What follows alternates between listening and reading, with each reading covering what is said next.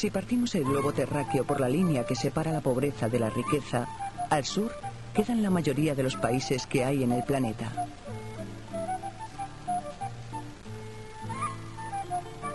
Cuatro de cada 5 personas viven en eso que llamamos el sur.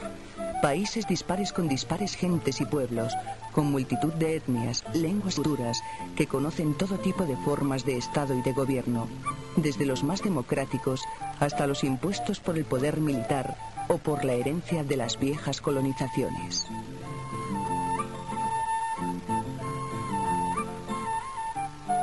Países muy diferentes en tamaño y economía, pero que ofrecen un rasgo común, el de la pobreza. Son los países productores de la inmensa mayoría de las materias primas que se consumen en el mundo, pero su principal fuente de riqueza pierde día a día valor.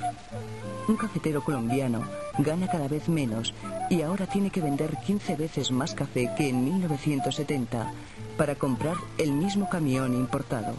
Sin embargo, en las tiendas el café cada vez es más caro.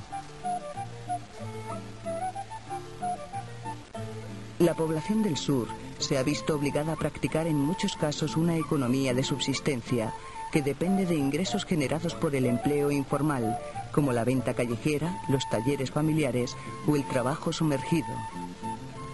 Alrededor del 50% del trabajo en los países de América Latina y el Caribe es informal. Los hombres aportan largas jornadas de trabajo e ingresos insuficientes. Las mujeres, además de estar peor pagadas, tienen que atender el hogar. Muchos niños y niñas, desde muy temprana edad, se ven obligados a realizar duros trabajos para colaborar en la supervivencia familiar.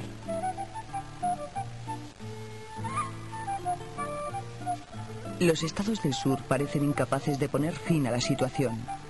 En los años 60 y principios de los 70, recibieron fuertes préstamos de los países más industrializados que, en teoría, deberían haber servido para impulsar políticas de desarrollo.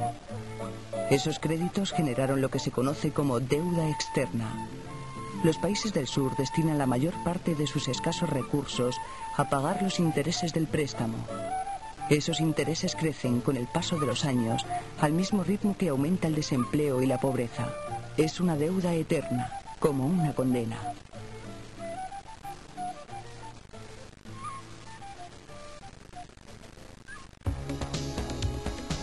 El norte, donde se encuentra España, se identifica con los países desarrollados o ricos, aquellos que se han convertido en el gran bazar donde se compran y venden los recursos mundiales para generar importantes beneficios. El norte es el reino del consumo, porque es la capacidad de compra lo que determina la riqueza de una sociedad. Es un consumo tan exagerado que ha llegado al derroche. Todo tiene un origen histórico. En el siglo XV, Europa inicia un proceso de expansión económica y política. Los europeos, apoyados en su superioridad militar, llegaron a someter todo el continente americano, gran parte de África y extensas zonas de Asia. El proceso de descubrimiento y colonización provocó la aparición de relaciones comerciales mundiales, en las que los países conquistados fueron obligados a jugar el papel de productores de materias primas baratas para abastecer los mercados de las capitales europeas. El dominio militar permitió también abaratar la mano de obra, primero mediante el uso de la esclavitud y luego imponiendo regímenes laborales de bajos salarios. El resultado de este complejo proceso histórico es que los ciudadanos del norte y del sur viven realidades muy distintas, pero íntimamente relacionadas. Simplificando el análisis, podría decirse que la riqueza y el bienestar de unos pocos depende de la pobreza de la mayoría. Para mantener este sistema, el norte no escatima esfuerzos, ni siquiera los violentos. El mundo se ha transformado en un mercado injusto, impuesto desde el poder político, económico y militar de los países del norte. Su más reciente arma es la mágica y deslumbrante tecnología, controlada y utilizada por un pequeño grupo de multinacionales cuya máxima es producir más y con mayores beneficios, utilizando cada vez menos mano de obra y cada vez más barata. En el norte no es oro todo lo que reluce. el 25% de los habitantes de los países desarrollados sobreviven en el umbral de la pobreza. En Estados Unidos, país símbolo del vigente modelo de desarrollo, hay más de 30 millones de pobres. La Unión Europea, que trata de imitar el modelo, ya reconoce 45 millones de pobres. La brecha que separa al norte del sur está llena de puentes que unen a quienes en uno o en otro lado padecen las injusticias del sistema. Un sistema basado en la explotación irracional de los recursos naturales que, cada vez más limitados, sirven para enriquecer cada vez a menos gente. Da igual que vivan en el norte o en el sur, lo que importa es que el 20% de la población mundial pasa hambre. Y casi la mitad de los habitantes del planeta tienen carencias alimentarias. Cerca de un 35% de la humanidad sufre el desempleo.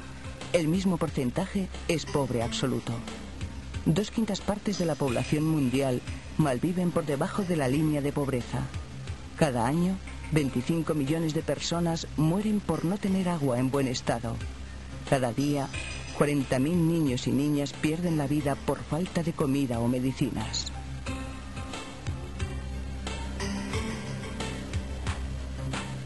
Naciones Unidas recomienda que los países del norte dediquen al menos el 0,7% de su Producto Interior Bruto a la cooperación con los países del sur. Muy pocos lo cumplen. España no llega al 0,3%. Frente al desinterés de los estados ricos, la conciencia de la gente aumenta. Las organizaciones no gubernamentales ven crecer el número de personas voluntarias y socias, mientras que en los países pobres, iniciativas como los movimientos cooperativistas o programas de desarrollo tratan de buscar alternativas a la situación.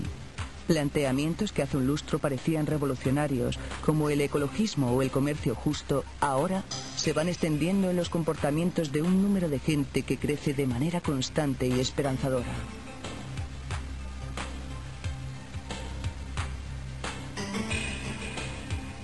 Cada vez son más quienes se niegan a construir un futuro basado en la desigualdad que aleja a pueblos y estados.